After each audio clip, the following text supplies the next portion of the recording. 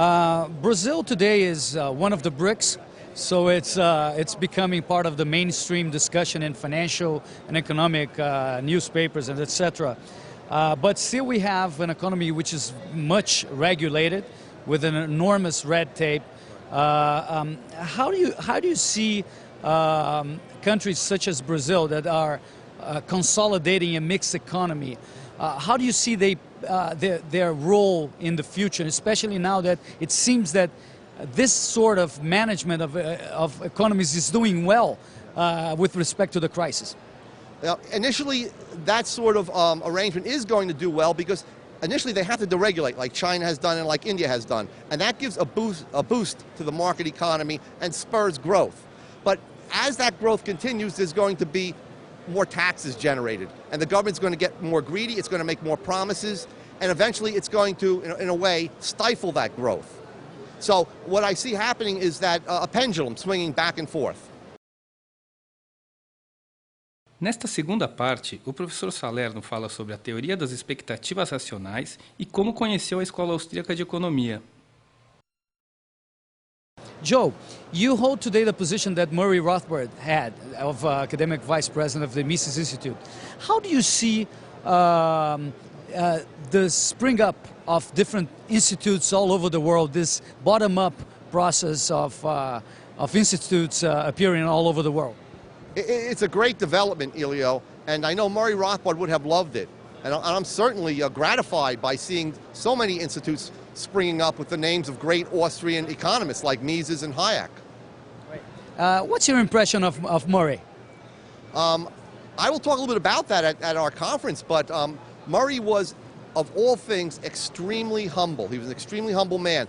No matter what sort of a scholar you were, for example, myself, I was certainly a much lesser scholar than himself, but any sign of productivity, Murray Rothbard always took the time to write a letter, make a phone call, and to encourage you to continue to write, to continue to advance the Austrian and libertarian agenda.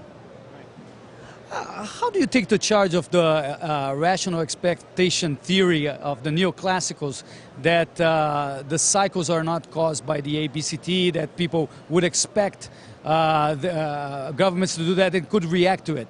Yeah, that's nonsense. It's laughable. The point is that people are not economists. That's why we teach economics. If people could actually predict the cycles, it would imply that, first of all, they have a theory of the cycle in their heads, the correct theory, which we know that's not true, and secondly, that they would be able to figure out the motivations and the expectations of the Federal Reserve System, which sets the whole thing in motion. And thirdly, something that Mises pointed out, initially, yes, interest rates reach very low levels. So that might warn people that there's going to be a cycle. But then, as inflation heats up, interest rates go to historically high levels, and people misinterpret that in the beginning as being tight money, and they think that they're on firm ground in making these investments. So once again, I would dismiss the criticisms of the rational expectation people.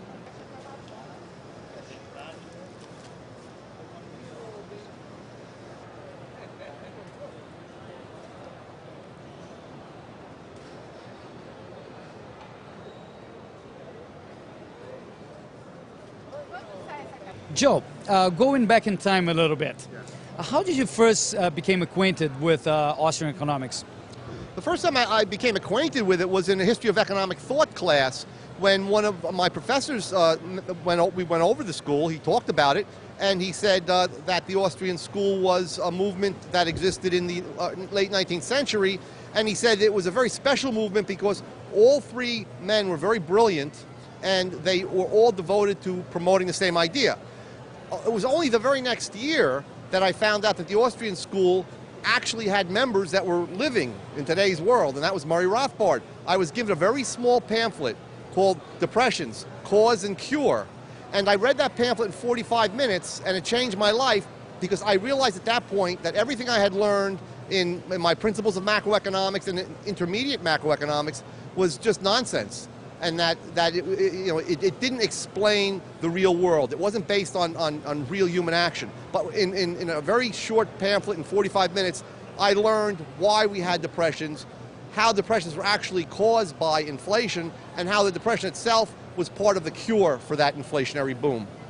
Did you become a libertarian at that event, or there was any other event that made you a libertarian? No, I became a libertarian about at the same time, or maybe a little before that, when I had read a magazine, or actually I read the New York Times magazine, and they had an interview with Murray Rothbard. So I guess it was a little bit after I read that.